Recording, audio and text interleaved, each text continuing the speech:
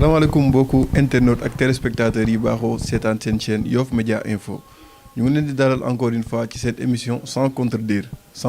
comme ñi ngi ko tàmm defee dañuy invité ay ndaanaan yu mag yu yëngu ci langue politique bi tey aussi ñu ngi am invité de marque ñu gën ko xam ci Mamadou Ndoye bokk ci collectif pour l'extension du village de Ngor waaye comme nettali si gémmañu borom la daaxee ñu jox ko kàddu gi moom mu présenté wu Mamadou Ndoye nuyu nañ la. waaw jërëjëf Mamadou maa ngi lay ziar di la nuyu. di nuyu ñi nga xamante ne ñoo nekk di seetaan Yoff Média Info. di jaajëfal bu baax ñi nga xamante ne ñoo nekk si bopp Yoff Média di leen jaajëfal bu baax man nag maa ngi tudd Mamadou Ndoye maa ngi dëkk Ngor je suis le coordonnateur du collectif pour l'extension du village de Ngor nekk en même temps si association yu bëri di yëngatu si milieu associatif bi notamment mouvement bi nga xamante ne moo nekk Ngor notamment mu tudd Ngor Debout yàlla dogal na si man la ko yàlla jaarale ma créé ko mu nekk mouvement bi gën a mag mouvement citoyen bi gën a mag au niveau de Ngor tey si tey man nekk le secrétaire général nekk également au niveau toujours si milieu associatif yi ma nekk Olympique de Ngor nekk dans le comité directeur nekk le 3e vice-président chargé de la communication loolu daal laa mën a waxagul pour le moment si présentation yi bu ñu gën a duggee si waxtaan bi nag dina am peut-être yeneen yoo xamante ne dinañ ko mën a wax. merci beaucoup Mamadou waaw ñu gis ne une personne socialement engagée donc vie associative mooy loo xamante ne ni tey dina permettre gox mu mën a soxaliku ñu gis ne investir nga ci bu baax waaye am na beneen aspect aussi bu ñu la gën a xamee jamono ji sax ak bu ñu waxee ci actualité mooy ta vie politique nga boo ci mënee ñëwaat un peu parcours bi surtout avant ñuy agsi ci beneen point bi. waaw jërëjëf politique moom yaakaar naa en ce moment sax dama ko mel nii ku ko bàyyi en stand-by. dama ko entre parenthèses sama engagement politique. parce que dafa am benn xeex boo xamante ne dañ ko entamé mu nekk une super priorité pour les populations. si loolu laa gën a focaliser wu. mais quand même bu fekkee dañuy wax si politique rek je pense que depuis 2008 laa engagé wu en politique. depuis 2008 si ànd ak le président Macky Sall. di nekk Dekkal Ngor en 2009 ñu waroon créer une liste Dekkal Ngor à Ngor mais comme Ngor sociologiquement ni mu demee ñu bàyyi loolu ànd ak ñi nga xamante ne ñoo fa nekkoon ñuy dem di dem ba en 2012 ñu dugg ci élection présidentielle yàlla def président Macky Sall falu ma nekk le coordonnateur des jeunes de l'APR au niveau de Ngor pendant des années parce que bi sama âge limite ma tey ci la bàyyi le mouvement des jeunes de l'APR en même temps aussi ma nekkoon au niveau départemental ak au niveau national ma bokkoon ci ñi nga xamante ne ñoo nekkoon ci secrétariat permanent bu COJER national. donc loolu yëpp nekkoon na ci sama kii politique. engagement politique moo ma ko may musuma militer nag ci beneen parti politique bu dul APR. waaye tey ci tey comme ni ma ko waxee sànq sama engagement politique ci biir APR dama ko bàyyi j'ai démissionné dama bàyyi totalement samay activités yëpp yi nga xamante ne moom laa doon kii ci APR bàyyi naa ko. consacré ko exclusivement ci li nga xamante ne moom lañ ma sas muy le collectif pour l'extension du village de Ngor. waaw bu ñu duggee ba ci biir dina joxe explication ci lii tax ma cessé samay activités ma démissionné APR. waaw voilà loolu aussi bëgg nañ ci ñëw sax balaa ñuy gën a sori. parce que c'est un geste fort ak lu ñu mën a wax souvent li ñuy gis ci politique transhumance la ñuy wax. mais ñu ngi doon gis ne dañ doon jóge ci opposition ñëw ci parti au pouvoir. mais tey le fait que li nga def mu xaw a inédit mooy que yow da nga jóge parti au pouvoir quitté ko pour ne nga des intérêts yoo xamante ne c'est pour la communauté. waaw loolu nga mooy raison yi nga xamante ne ni tey loolu nga avancé mais bëgg nañ nga jox ñu ci beaucoup plus de détails comme lan moo tax da nga jàpp ne c'est paradoxal nga nekk APR en même temps nga nekk ci collectif bi wala. bon xam nga man sama engagement politique Ngor képp lu mën a sax Ngor. au niveau départemental au niveau national képp ku ma xam na ne bi ma engagé ci biir politique nekk ci biir APR chaque fois bon gars yi dañ ma doon jàpp ne sax comme un rebelle. gars yi ba tey ci tey loolu lañ may xoolee man xeexkat laa parce que am na loo xamante ne man mënuma ko accepter dama am ay conviction yoo xamante ne dama koy demee te ba may sangoo suuf moom laay demee politique du ma ko mettre jamais au-dessus des intérêts des populations jamais du ma ko def donc loolu moo tax pratiquement biir APR ñu considère ma un peu comme un rebelle parce que fu mu fekk dëgg dama koy wax mu arrangé parti politique bi ñàkk ko arrangé dama koy wax donc loolu laa mës a doxee et comme ni nga ko waxee léegi man dama jàpp ne population yi li ñuy xeex àndul ak engagement politique surtout biir APR parce que APR ñoo nekk les tenants du pouvoir Benno Bokk Yaakaar donc bu ñu demee ba ñu nekk ci biir di ci xeex parce que xeex bi commencé wu ñu ko tey man daanu ko sax xeex bi ñuy xeex nii mu jëm ci wàllu collectif bi moo tax ma engagé wu en politique par rapport ak Macky Sall bon li mu yàgg di wax quoi ba mu ñëw ba firndeel ko en 2012 ci élection présidentielle yi bi mu def campagne électorale dañu jàpp ne APR moo nekk les tenants du pouvoir ñu nekk di xeex ñuy def la sourde oreille ba pare ñuy teg suñu bët ñoom seen biir ñuy tongtongee suufu aéroport bi ñun ñu ne dañuy continuer di ànd ak ñoom man loolu laa ne bon à un certain moment il faut tamit ñu xam lan lañ bëgg on peut pas ñu ne dañuy xeex on peut pas vouloir une chose et son contraire loolu mënul nekk te man bu choix di am moom amul sax lam-laame man damay choisir les populations loolu mooy sama sacerdoce quoi te du ma si déroger mukk. d'accord donc si on comprend bien tey intérêt population bi moom ko jiital looloo tax nga abandonné vie politique bi wala nga mettre ko en stand-by. non xam nga politique moom politique duñ ko mës a bàyyi ñun dañuy politique duñ bàyyi politique. c'est même ku engagé wul si biir parti politique sax nekk si dëkk bi ngay dox benn affaire bu ndaw sax yaa ngi politique. te politique aussi tamit jaamu yàlla c'est-à-dire Sénégal ni ñu defee politique moo baaxul xam nga nit boo engagé woo si parti politique rek surtout nga nekk parti au pouvoir dafa am foo xamante ne nañ lay catégoriser. man nag bon yàlla dimbali na ma dëgg fu ma fekk rek fa la may bàyyi xaw ma intérêt parti politique intérêt population laa xam loolu laa mës a jiital quoi donc par rapport ak situation bi ni mu demee nii mënutuma woon continuer nekk ci biir parti politique bi mais dañuy continuer di def politique mais autrement la ñuy defee politique mais fi ñu toll nii tege tembe nii sunu yitte yëpp lañ jël dugal ko ci biir collectif bi parce que loolu mooy priorité bi pour le moment sinon rek lii ci kanam dina metti trop dina metti lool tey boo ñëwee ci dëkk Lebu yëpp muy Ngor di Yoff di Wakam kenn tabaxatul suuf jëm di yaatal suuf di am ëtt ak yooyu noonu ñëpp ñu ngi tabax jëm kaw te mënul continuer mënuñu jëm asamaan te mënuñu dugg ci biir géej gi donc c'est une priorité moo tax ñu nekk ci à 10 000%. d'accord léegi par rapport ak collectif bi surtout historiquement lan moo indi collectif bi lan moo tax tey Ngor ay Ngor waa en l'occurrence sax votre personne jóg ne tey war nañ taxawal collectif pour l'extension du village de Ngor. bon loolu question boobu dinaa ci sawar pour tontu ci parce que xam nga au niveau de Ngor combat pour aéroport bi yàgg na wax naa ko sànq depuis 2008 gars yi ñu ngi ciy xeex suñuy kilifa Jaraaf Saliou Samba moom moo tàmbali woon xeex bi ànd seex waa tànk muy waa Yoff ak waa Wakaam boo xoolee en 2011 organisé woon nañ fi benn assemblée générale bu mag Ngor lañ ko defee woon ñoom kilifay Lebu yëpp ñu doonoon wenn say daje Ngor di wax ci waxu suufu aéroport bi bon bi ñu demee ba ci biir au fil des années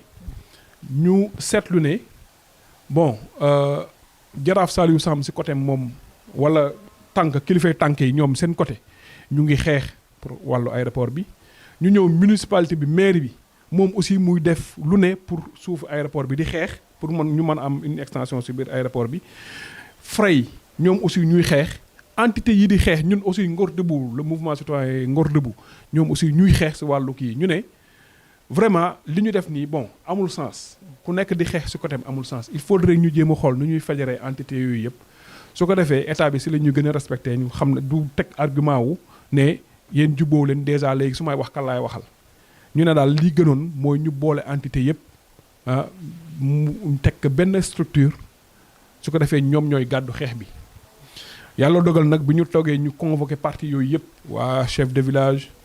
dem waxtaan ak moom dem seeti imam dem seeti fray dem waxtaan ak waa Ngor Debout dem waxtaan ak mairie association famille relais communautaire yi ñëpp Ngor dans ce Ngor entité yëpp la ñu dajale waxtaan ak ñoom ñu ne léegi nañu fexe mettre en place benn collectif bi nag bu ñu ko mettre en place entité yooyu yëpp dañuy nekk ci biir muy mairie fray chef de village association imam yeeg yooyu yëpp ñu dugg ci bi ñu ci duggee alors ñu tuddee ko collectif pour l'extension du village de Ngor man sama jëmm yu ñu tànn ma demuñu sax ci vote représentant mairie mu nga fa représentant chef de village association yëpp ñoo fa ne ñu tànn ma ne ma diriger au départ sax dama bañoon te dama ne non loolu moom du ma ko mën quoi mais après bon nit ñi bu ñu la convaincre tu es obligé nga kii quoi nga kii si laa nangu après ñu mettre en place benn bureau bu ndaw jël 5 personnes lañ tànn man le coordinateur am benn vice coordinateur am benn secrétaire am benn secrétaire adjoint ak benn chargé de communication donc boo xoolee si bureau bi amul sax benn commission finance wala leneen ak leneen parce que sunu objectif mooy terre de l'aéroport suñu soxlaa xaalis chef de village dina génne wala frais wala mairie noonu lañ mës a fonctionner amuñu kees amuñu dara donc parce que dañuy bañ rek parce que xaalis des fois mooy jaxase nit ñi. collectif bi noonu lañ ko mettre en place bi ñu ko mettre en place nag si la ñu commencé def ay activités waxtaan ak population yi dem si biir quartier bu ne Ngor ñu def fa organiser fa ay waxtaan jël recueillir xalaatu nit ñi noonu lañ def daal ba élargir collectif bi. loolu moo ñu permettre ñu def benn point de presse si si jumaa ji maire ñëw le premier adjoint au maire am nañ fi ay rencontres notamment le ministre maire Abdoulaye Diouf Sarr dem nañ fi ay rencontres ak le secrétaire général du gouvernement am nañ fi ay rencontres ak autorités yu bëri bëgguma tudd seen tur fii mais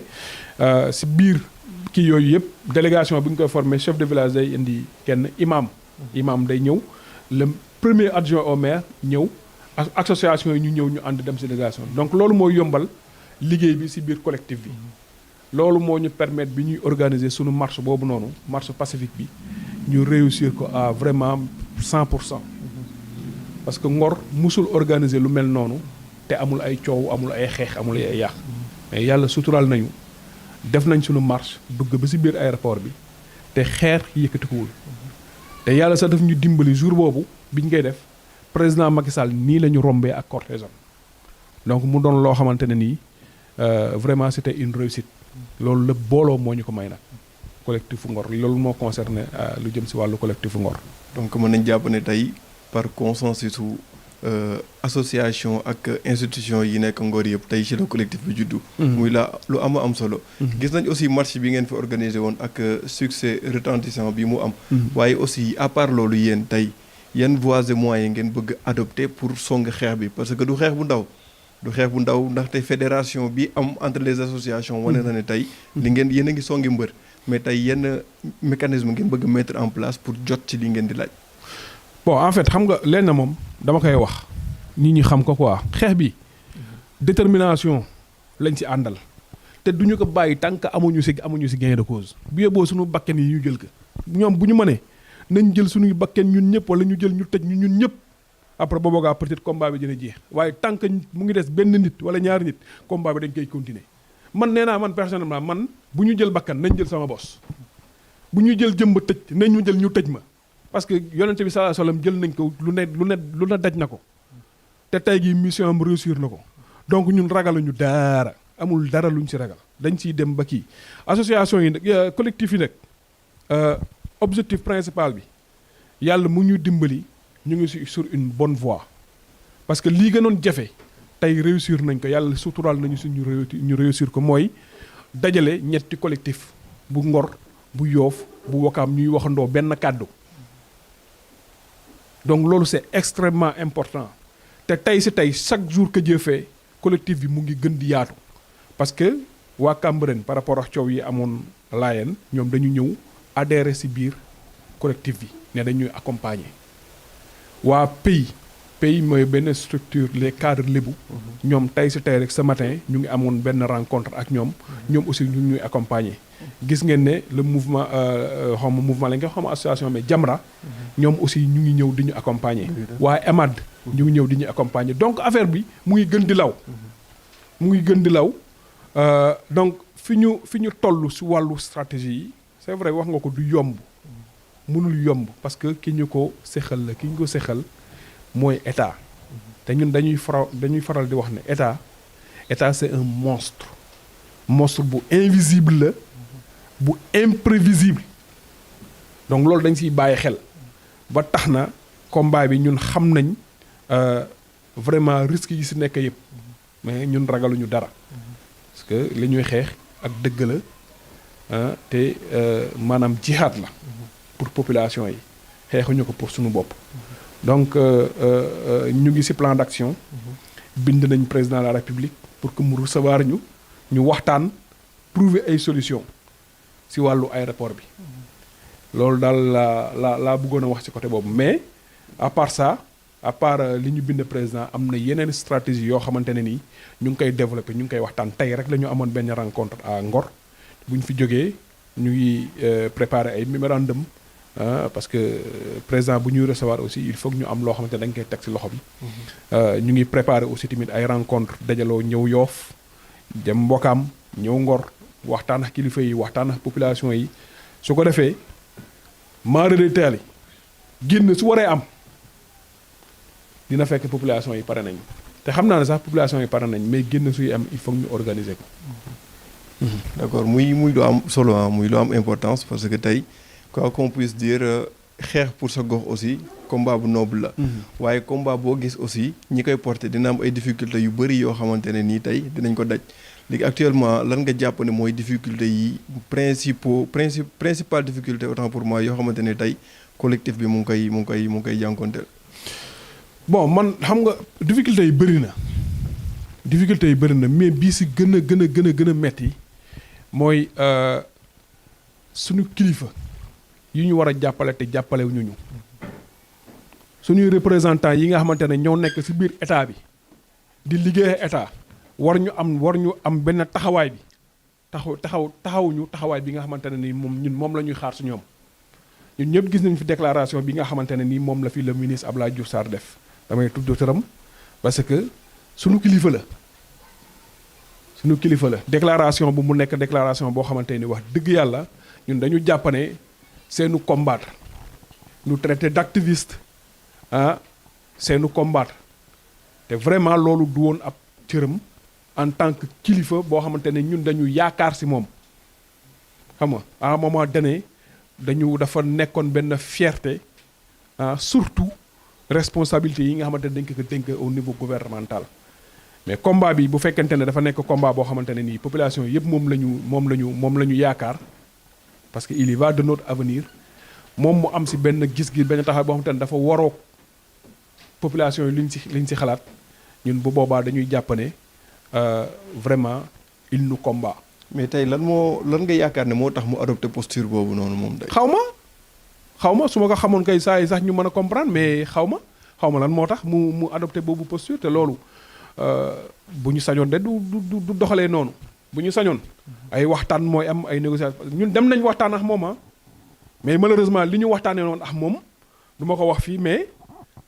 gisuñu ci résultat bu positif kilifa parce que kilifa boo waxtaanee ak moom tamit doo wax li nga waxtaan ak moom sur la place publique mais jusqu'à présent nii ñun amuñu ci li nga xamante ne moom lañ ci bëgg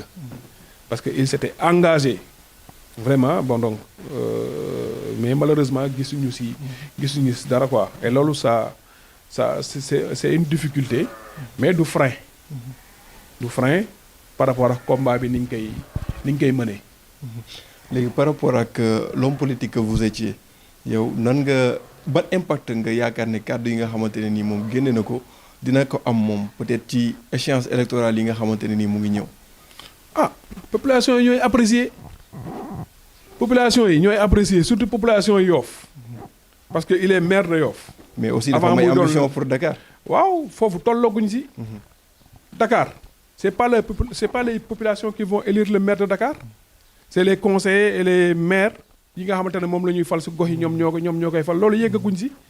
mais mënul nekk maire de Dakar te falwul Yoff waa Yoff joxuñu ko kii mais déclaration boobu noonu ñun jàpp nañ ne vraiment mënoon nañ ko éviter mënoon na peut-être am nañan noo xamante ne nii moom la doon taxawee si combat bi quoi ñu éviter genre de déclaration yenn yi déjà day wane ne mën na wane ne ñun déggoo ñu suñu biir doonuñu benn après état bi su ko ne voilà mënu ma leen jox daal parce que déggoo ñu donc c'était une déclaration vraiment malheureuse et inopportune quoi. mais aussi peut-être que mën nañu wax ne moom il était face à un dilemme parce que tey bu fekkoon ne dafa ñëw rangé wu si côté population bi moom hiérarchie am donc moom homme d'état la quoi qu'on puisse dire hiérarchie am mën nañ ko gisee neneen ba peut-être ñu rétrogradé ko yenn poste yu mu amoon wala yenn bénéfice yi dootu ko am est-ce que nekkul woon ci dilemme boobu noonu tax mu taxawee noonu position bi. saa waay gis nga le vrai pouvoir c'est le peuple. le vrai pouvoir moom Yoff suñu ko falul woon maire tey gëwuma ne dina doon ministre. donc nu mu mënta demee rek dafa war a xool li nga xamante ne mooy population yi li ñu bëgg population même bu fekkente ne population yi li ñu bëgg sax méngoowul ak maanaam ni mu war a demee moom war na mën a en tant que dirigeant am nu mu naxante ak population yi ba ñu méngoo ñu ba ñu déggu mais bu fekkente ne da ngay jël ay position yoo xamante ne sont contraires ak population yi li ñu bëgg nga koy wane ouvertement nii surtout di def yenn déclaration yi wala lii xoolal rek parce que xam nga affaire bi li ko gën a graawal mooy si diggante bi parce que am yu bëri yoo xamante ne def si xew quoi déjà boo toogee déclaré ni bor waxaat yow amul dara si aéroport bi après ñu gis ne am na loo xam ne am na ay arrêté yoo xamante ni génn nañ au niveau du ministère de l'urbanisme jox Yoff xam nga yooyu yëpp mu nekk dans des conditions yoo xamante ne c'est pas du tout clair mais loolu c'est ay fois de ñu am si benn taxawaay bi ba am si kii ba pare ñu dem di dem moom mu nekk di lijjanti ay 3000 parcelles pour ñetti dëkk yi loolu mooy lan loolu mooy rek yow saa yi li ngeen di xeex nii kaay leen ñu jox leen nii su ko defee ngeen bàyyi loolu mënul nekk donc da nga ko jàppee genre cadeau empoisonné bu ñu jox Yoff Ouakam Ngor pour ñu fàtte fii loolu paracétamol te ñun soxlawuñu loolu ñun li ñu soxla moo la aéroport bi nañ ñu jox aéroport bi wala ñun waxuñu ñu jox ñu aéroport bi yëpp waxuñu ñu jox ñu ko mais nañ jox dëkk yi au moins laa xamante ni dina mën a permettre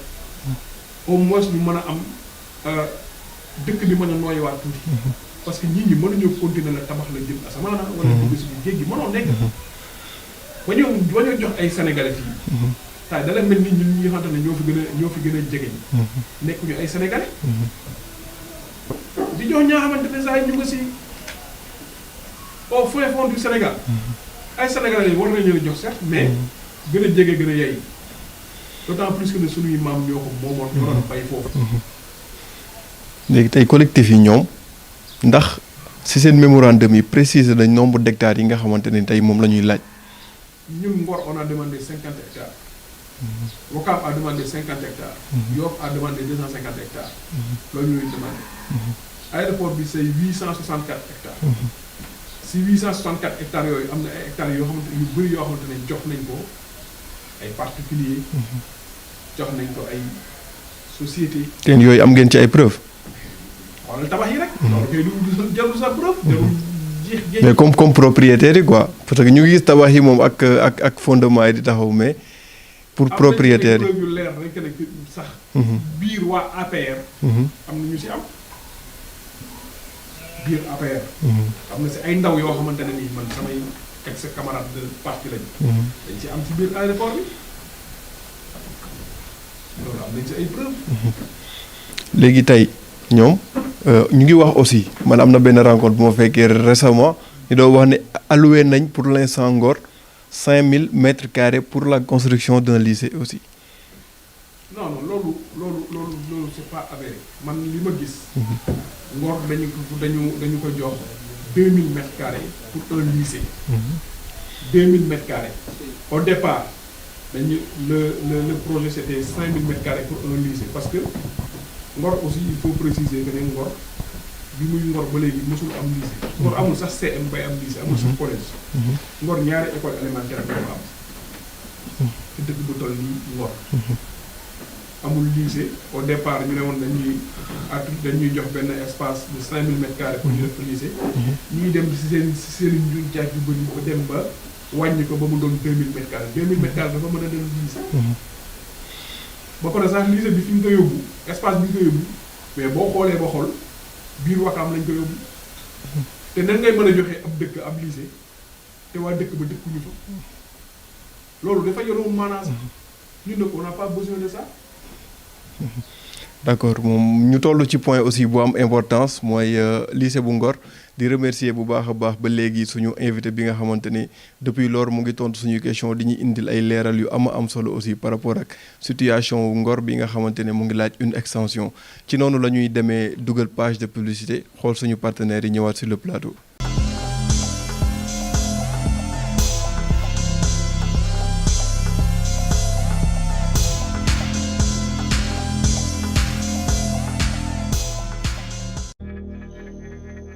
Vous l'attendez, il est là devant vous. Personne n'a plus besoin de perdre du temps ou de se fatiguer. Mondo Pressing est là pour vous faciliter la tâche. Mondo Pressing est une enseigne de pressing 100% écologique utilisant l'aquanettoyage. Un procédé ultra moderne et adapté à tout type de vêtements, d'intérieur ou d'extérieur, quelle que soit la fibre, même les plus délicats. Leur technique de nettoyage à l'eau avec des produits lessiviels biodégradables et 100% naturels vous garantit aussi non seulement une grande sécurité pour tous vos textiles fragiles ou élaborés, mais aussi des couleurs éclatantes, une fraîcheur parfumée, un toucher agréable et des résultats de nettoyage exceptionnels tout en préservant l'environnement. Mondo Pressing yamul ci loolu kese dafay def aqua nettoyage di def blanchisserie di def repassage maanaam dalay passer say yére ba mu tàlli ñeret di ngay gis pili di gis muy rafet di def traitement de tâche maanaam di dindi bépp tâche boo xamante ne si dafay nekk ci yére yi service express la dalay defal livraison bi à domicile jarul ngay sonn doo tardé. merci beaucoup à la régie donc ñu leen di fàttali ne yéen a ngi toujours seen émission sans contredire ci Yoff Média Info ñuy dalal aussi invité de marque muy Mamadou Ndoye bokk ci collectif pour l'extension du village de Ngor waaw ci waxtaan bi aussi ñu ngi toll woon ci lycée de Ngor boobu noonu tey ñuy xamal aussi téléspectateurs rek internautes yi ne Ngor bi muy doon Ngor ba léegi aussi amagul lycée mu bokkoon aussi ci combat yi nga xamante ne nii tey am na association yu bëri yoo xamante ne ñu ngi ko doon porté ba amoon ay rumeurs yu jóg ñu ne Ngor alloué nañ leen benn espace ci zone bi nga xamante ne nii mooy zone aéroport bi pour ñu construire fa lycée donc ci loolu la suñu invité mun doy waroon a indiwaat ay leeral parce que gars yi ñu ngi doon wax ay 5000 mètres carrés yoo xamante ne c'est déjà bouclé. non loolu amul président Macky Sall bi muy def conseil des ministres délocalisé je pense bu ma juumul c'était en 2015 si la taxaw annoncé ne Ngor dinañ ko jox pour mu def benn lycée mais malheureusement tey on est en 2021 jusqu'à présent lycée bi tegaguñ fa benn xeer te waxaguñ ñu ba léegi ne espace bi fii la ñun daal benn plan lañ jot ci biir plan bi ñu ne lycée d'excellence de Ngor 2000 mètres carrés loolu moo ci am pour le moment ba tey ci tey. donc 2000 mètres carrés la au lieu de 5000 mètres carrés la du 5000 mètres carrés. Au départ c'était 5000 mètres carrés ñu koy wàññi ba mu nekk 2000 mètres carrés man toog naa ci làmmiñu le maire mu ne carrément loolu bu ñu ko naree def duñu ko nangu on l'acceptera pas quoi parce que lycée moom 2000 mètres carrés je pense que amul sens. loolu daal moo ci information mais Ngor ba léegi kenn joxagu ko espace su 5000 mètres carrés pour un lycée loolu amul. information c'est pas une bonne information. ok léegi tey municipalité bu Ngor ban taxawaay la am ci combat bi.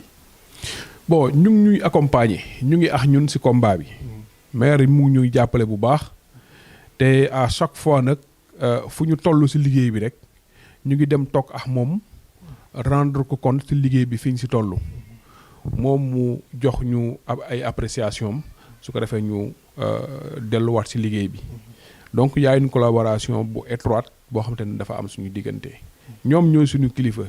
muy maire di jaraaf di imam ñoom ñett ñëpp ñun fuñ ci toll rek dañu dem seetli leen waxtaan ak ñoom jox leen information yi war yëpp su ko defee ñoom ñu joxañ ñu seen xalaat ñu dellu ci liggéey bi donc à ce niveau y a aucun problème quoi avec ñoom. Bon waaw selon les Échos aussi yéen ñaar vous aviez de très bons rapports mais léegi bi nga mettre en stand-by vie politique bi yooyu ndax entaché wul dara ci sa diggante maire bi mais aussi digganteeg yeneen camarades peut-être yi nga amoon ci zone bi. non loolu amul benn problème man de toute façon man dama yàgg défendre ay principe yoo xamante ne nii mu ànd ak waa APR mu favorable ak waa APR ak ñàkk favorable man dama koy wax même bi ma nekkee coordinateur COJER jiite ndawu APR biir Ngor lu ma xalaat dama koy wax bu ma juumee nag ñu ne ma juum naa mais lu ma xalaat moom dama koy wax bu yóbboo mu arrangé leen bu yóbboo mu ñàkk leen arrangé man loolu toppatoo ma ko sax maire bi aussi tamit mu ngi APR mu ngi mouvance présidentielle mais bokkuñu courant politique bokkuñu woon courant politique tey génn naa APR man dama am kilifa boo xamante ne moom laa àndaloon ci biir APR mu ñuy wax Antou Samba moom moo nekkoon le directeur général de l'ASER ñoo doon liggéey ci biir APR gi tey je continue à le soutenir moom laay jàppale politiquement bu fekkente ne day poser candidature ci mairie bi loolu moom c'est clair et net parce que li ñu lié dafa fort mais le maire ba tey on a des relations yoo xamante ne nii ci wàllu liggéey Ngor la ak ci wàllu collectif bi loolu ça n'a rien à voir ak politique quoi am nay jamono yoo xamante ne nii amoon nañ fi ay problèmes yu metti xam nga parce que man moom damay affronter bu ma gisee loo xamante ne nii vraiment war naa ci wax dinaa ci dem à fond lu ma ci góobee gar ko man noonu lay fonctionner quoi mais tey on a aucun problème saa yu ma amee lu ma ko war a laaj su ma ko yëkkatee sama téléphone woo ko day wuy automatiquement ñu waxtaan donc amuñu benn problème daal. léegi pour terminer ak collectif bi tey engagé nañ xeex bi bu leen ci yàlla mayee ndam tey xeex boobu noonu day ndax prévoir ngeen naka ngeen ni utiliser espace bi nga xamante ne noonu dañ leen ko alloué lotissement bi lu muy nekk résidentiel rek lay nekk wala am na yeneen infrastructure peut-être yoo leen xalaat ne mën ngeen ko fa def. côté boobu noonu xam nga problème yi ci dëkk yi dafa bëri te dëkk bu nekk rek am na ay problème spécifique Yoff am na ay problème spécifique yoo xamante ne daf ko am ci wàllu foncier Ngor am ay problème yoo xamante ne bokkul ak problème yi Ngor bu problème Yoff Wakam aussi kazalika donc bu ñu yàlla dimbalee loolu da la ñu ñaan yàlla naka yàlla def nu mu gën a gaawee ba état bi ne yëkkati ne jox na Ngor temps jox na Yoff temps jox na Wakam temps bés bu amee ñun boobaa dañuy toog waxtaan suñu biir teg ay projet structurant mettre en parce que projet structurant yooyu sax commencé nañ ci waxtaan bu yàgg commencé nañ développer ay xalaat mais li gën a am solo mooy na état bi yëkkati jox ñu rek bu boobaa ñun dinañ xam nan la ñu tojee suñu bopp jinax instant bii nii même bu ñuy reyante après suñu biir sax dinañ reyante suñu biir mais li gën a am solo mooy ñun on est des républicains te suñu problème du bu ñu amee dëkkuwaay nan lañ koy séddalee wala nan lañ koy jéem a xool nan lañ koy kiiwee quoi du suñu problème du loolu parce que ay intellectuels yoo nekk suñu biir xam nañ bu baax nan la ñuy développer genre situation yooyu noonu quoi li gën a am solo rek mooy na ci population yëpp gis seen bopp te loolu du doon problème parce que boo xoolee Yoff njëkk na fi am extension APEXI nit ñi dëkk nañ amul problème Ngor aussi pareil Wakam aussi pareil donc bu ñu joxaatoo extension rek problème du ci am nañ koy régler nu mu gën a rafetee rek après su ko defee ñu avancer. d'accord léegi bon ñu xaw a jàdd tuuti ndax dañ ne Ngor Wakam Yoff te buñ waxee Ngor Wakam Yoff am na benn identité culturelle aussi bu fa nekk on parle toujours de la coutume tey en tant que jeune ban point de vue nga am ci coutume bi en général. Ça c'est l'organisation républicaine des Lébou xam nga ñun on est une république amuñu buur ñun dañu am un gouvernement boo xamante ne day am jaraaf am ay ndey ji réew ak ay ñoom freek ay yenn ndoom bi tànk yi daal xam nga c'est bien structuré c'est bien organisé te loolu tubaab bi mu ñëwee fii la ko fekk ah waaye tey si tey problème yi dafa bëri si biir dëkk yi bon ñun moom heureusement ñun yàlla dimbali nañu ñu Ngor benn jaraaf lañ am benn frère lañ am benn ndey ji réew benn maire ainsi de suite amuñu problème boobu mais boo xoolee yeneen dëkk yi moom problème yi daf si bëri da ngay gis dëkk boo xamante ne day bëri ay jaraaf bëri ay ndey ji réew bëri ay saltige ainsi de suite xam nga loolu bokk na si lii tax problème yi bëri quoi problème yi bëri si société bi mais bu fekkonte ne nii doonoon nañ benn ñu teg mettre en place une bonne organisation avec des personnes yi nga xamante ne nii vraiment ñoom ñoo war a jiite ñu teg leen fi ñeneen ñi respecté man je pense que problème yu bëri duñ ko am mais tey si tey boo xoolee problème yooyu ay jaraaf yeeg yooyu noonu dafa am beneen problème bu ñëw tegu si kaw muy problème politique ñoo ko si gis rek am na ku mu àndal politiquement leen lu après mooy dem ba impacté si biir société société culturelle lébu bi ba après sax yow en tant que ndaw sax da ngay jàpp ne yow amatoo kilifa parce que dañuy jël yenn position yoo xamante ne nii saa yi du méngoo aspiration yi population yi xam nga tey exemple dama lay jox exemple rek ñun Ngor Wakaam Yoof ñun xamuñu grand sëriñ ñun ay jaraaf lañ am 12 penc Ndakaaru mësuñu diriger Ngor Wakaam Yoof grand sëriñ moo waroon nekk moo en principe mooy le porte-voix des jaraaf ñoom ñoo yor suñu voix maanaam ñoom ñoo ñu war a jottalil mais tey boo xoolee société bi ni mu ne dafa mel ni ñoom ñooy suñu chef ay le chef de la collectivité lébu loolu amul existé wul mais ñun suñu ñàkk organisation Ngor Wakaam Yoff moo tax ñooñu ñu yaakaar ne ñoom ñooy suñu njiit alors que jiitewuñu ñu te loolu dañ ko war a xeex mu dañ fi ñu ne ñun suñuy jaraaf ñoo ñu jiite suñuy ndey ji réew ñoo ñu jiite suñuy saltige suñuy frais ñooñu ñooy suñuy porte-voix ñooñu ñooy suñuy kilifa mais ab grand sëriñ mosoo amal njariñ Ngor ab grand sëriñ mosoo amul njariñ Yoff mosoo amal njariñ Wakaam donc dañ leen war a dindi suñu organisation te loolu dañ si war a taxaw ñun ndaw sax ñoo si war a taxaw. grand sëriñ boobu nga foog ne léegi nekkul poste politique. poste politique la kay bu ñu demee ba jamonoy Ablaye Wade di fal ab grand sëriñ alors que amoon na beneen grand sëriñ bu fi nekk. politique la politique moo ñu yàqal lépp lu ñu waroon am politique moo ñu ko yàqal ñun ñun lébu yi ñoo nangu politiciens yi ñëw dugg suñu biir di ñu jaxase malheureusement waaw dafa mel ni valeurs yi nga xamante ne ni tey moo fondé woon société lébu ba ñëpp nawoon ko dafa commencé di disparaître ndax ay intérêt personnel yoo xamante ne commencé na dugg. malheureusement. waaw loolu nga foog ne tey ndaw yi amuñu si rôle bu ñu war a jouer ndax par essence donc société lébu gérontocratie la maanaam mag ñi ñoo jiitu. ñoo jiitu fépp. bañ naka ba ñi fa gën a jeune mooy ñi nga xamante ne mooy frais yi ils sont proches de la retraite. am nañu si bëri ñoo xamante ne sax retraité nañ ba pare. waaw donc ñu bëgg xam tey ban position nga si am par rapport ak loolu te jeunes yi aussi ban taxawaay lañ ci war a am. ñun dañ lébu dañ ñu yare si rakk topp mag doom topp baay. loolu lañ ñu mas a xamee. waaye tey si tey boo xoolee ñun amatuñu sax maanaam wéeruwaay fu ñu war a identifier wu pour mën a pour sunu ëllëg parce que mag mi nga xamante ne moom nga war a identifier wu pour que sa avenir mën a tegu si yoon wi nga xamante ne moo gën mag yooyu seeni position sax mooy loolu li yàlla xam doy na mais vraiment valeur yooyu la ñu war a fexe delloosi pour que askan wi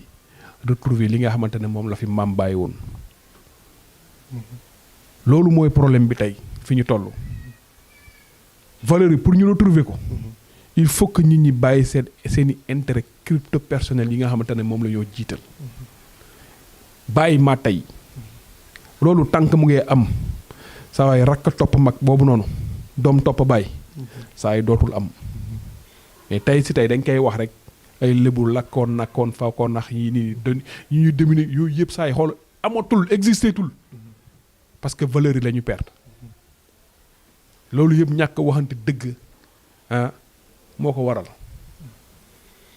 macha allah malheureusement. waxtaan bi moom neex na torop tey ñu leen di rappeler toujours que ñu ngi ak Mamadou Ndoye muy responsable coordonnateur du collectif pour l'extension du village de Ngor mu indi ay leeral aussi yu am solo ci situation bi nga xamante ne nii tey muy actualité bu redondante boo xamante ne chaque jour aussi même information yi la ñuy indiwaat mais toujours ak ay leeral yoo xamante ne nii tey dina permettre muy Yoff waa wala Ngor waa Wakaam waa lambda bu ci nekk mu mën a am le maximum d'information ci situation bu ñu nekk waaye émission bi lu mu neex aussi ñu ngi jege njeexital yi aussi léegi ñun dañ bëggoon rek nga def wax ñu sa mot de la fin aussi nga profiter ci peut-être lancer un message aux jeunes yi nga xamante ne ni tey ñu ngi ci différentes localités yi ak jeunes yi nga xamante ne peut-être na mën nañ dugg ci politique. man sama message bi ma bëgg a lancer mooy ñu ngi jëm ci élection locale te élection locale yi ñu jëm nii man dama jàpp ne dafa am ci benn situation bu metti bu ñu nekk te situation bi état du Sénégal moo ñu ko teg état du Sénégal APR moo fa nekk Benno Bokk Yaakaar wala mouvance présidentielle ñoo fa nekk mouvance présidentielle googu noonu ñun population yi Ngor Wakaam Yoff dañ leen war a sanctionner dañu war a fexe élection yi su jotee képp ku taxawul liste APR wala Benno Bokk Yaakaar ñu combattre la xeex la ba doo fi am dara doo fi am tus man bu ñu ma toppoon sax sama position day radical mooy ne élection du am Ngor du am Yoff du am Wakaam mais on est dans une république on est dans un pays démocratique dañu war a dem élection waaye APR mouvance présidentielle Benno Bokk Yaakaar dañ leen war a sanctionner waruñu fee am voix benn voix waruñu ko am parce que li ñu nekk ni ñoom ñoo ñu ko teg man personnellement baa gisee man nekkoon biir APR wallahi azim c'est pour combattre injustice bi nga xamante ne ñun lébu gi Ngor dañ kaa dund waaye tey instant yi dépassé na ma frontière Ngor maa ngi Yoff maa ngi Wakaam parce que ñoo bokk benn aspiration li ñoo xeex nii du pour ñun mais pour génération future yi la ba ñu yàlla dimbalee fii ñu am fii man mun doy du ma séddale ba ma si amee baax na ba ma si amul baax na ba dee benn waa Yoff moo si am wallahi azim ma am si satisfaction wallahi azim ba dee benn waa Yoff la wala benn waa Wakaam la wala benn waa Ngor moo si am ma sant yàlla bu baax te xam ne li ma doon xeex am nam si satisfaction mais tey li ñoo dund nii APR moo ñu ko teg Benno Bokk Yaakaar moo ñu ko teg donc waruñu leen a votel waruñu leen jox ñuy voix ñu jiitewaat mënoo nekk loolu waroo nekk dañ leen war a xeex bu ñu demee nag bëgg avant élection yi ñu jox ñu laa ba boogaa après man dina ma xoolaat ma position mais loolu la ñu war a développer ñu ñoo bëgg rey politique di ñu bëgg rey APR Macky Sall te Macky Sall ba ñu àndeex moom ba ñu toogeen ñu jël engagement ne dañu àndax moom politique c'est parce que wax ji mu waxoon na fii ci aéroport bi wax ne clairement ne lébu yi li ngeen dund ab injustice la nguur ak Abdoulaye da mu ngi tong-tong suuf di jox ñu ko neex bàyyi ñi nga xamante ne yéen seeni maam ñoo ko moomoon vidéo yaa ngi fi waaye léegi mu toog am premier mandat waxu si ñu ne nañ ko muñal xëy na am réew am pour jiiti ko moom dala métti mu am deuxième mandat ba tey si di waxu si bëgg a accrocher aussi éventuel troisième mandat ñun loolu ça ne nous intéresse pas intéressé wu ñu ñun defar réew mi moo ñu tax a jóg te defar réew mi ñun dafa am baax feñ fa lañ askanoo moo la fii si lébu gi moo la tànk moo la Ngor Wakaam Yoff jaral nañu ñu bakken la ñu jaral kaka nar a néewal doone ba boogaa dinañ taxaw jàkkaarloo ak yow bay boo nga faat ñu dee benn yoon la du ñaar ragaluñu loolu Benno Bokk Yaakaar waruñu leen a votel képp ka ànd ak ñoom ci élection yi tant que jox ñu suuf waruñu leen a faral waruñu leen ànd dañ leen war a combattre c'est pas APR wala mais c'est un système ñoom lañ leen war a combattre loolu message la baa xamante ne bëggoon nam kaa lancer population yi par rapport ak li nga xamante ne ni fa lañ toll si wàllu xeex ak collectif bi population yi nañu pare taxaw am détermination man Moundoy wala keneen wala Njaga mi nga xamante ne moo nekk Yoff wala Ngala mi nekk Wakaam waruñu leen ëppale degré d'engagement wala degré de détermination waruñu leen kaa ëppale ñun ñëpp a ko bokk yam problème bi dañu war a xam li si nekk réellement tey état mu ngi tabax si kanam mu ngi maye si kanam aéroport bi yëpp ala tuuri ñu yaakaar na aéroport bi jeexul lii fa des saa yi du jeex 864 hectares jox nañ fi ay mbakki yu fayax ay Cheikh Amar ak ay consort ak ay yeneen ak yeneen bàyyi Ngor Wakaam Yoff mais lii ne si biir Ngor ak Yoff ak Wakaam mën nañ faa am ba mu des c'est ça la réalité donc population yi nañu sóor ëllëg bañ ko xeexul tey bu suba nañu jàppane Ngor dina tas Wakaam dina tas Yoff dina tas parce que dootuñu fi xajati que su nekk yaa ngi uti ji dagg xol ba wala fëngoli bi wala feneen ba boogaa nag mbokk gi tas lébu gi tas du ñu xamante fañ jëm te ka ñàkk sa culture ñàkk naa lépp dootoo ñàkk naa lépp si àddina ñu amuñu dara loolu mbokk yi donc population yi nañu am détermination taxaw wàcc si terrain yi bu jotee ba ñëme pire rek ñu wàcc si terrain yi loolu daal mooy message bi nga xamante ne ni bëggoon nañ kaa lancé di leen santaat di leen gërëm di leen ñaanal yàlla sunu borom liggéey bi yàlla na gën a jëm kanam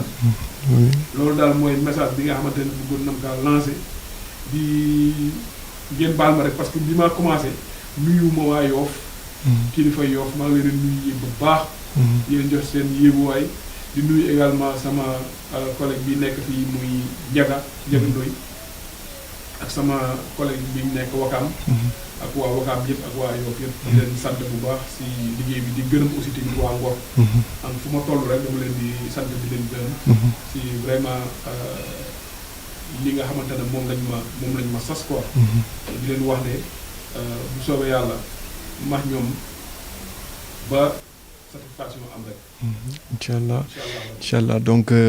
ñun aussi ñoo la war a remercier bu baax ci présence bi aussi ci facilité bi nga am répondre question yi nga xamante ne nii yëpp posé nañ la ko di remercier bu baax aussi équipe technique bi nga xamante ne nii tey moom ñoom lañ àndaloon ñoom ñoo facilité tournage émission bi yaakaar naa bu ñu waxee Rick Diis ak Doune Pathé dinañ yóbbaale yeneen membres yëpp li lañ leen indiloon tey ci seen émission sans contredire te di leen jox dig daje semaine prochaine incha allah ci seen beneen numéro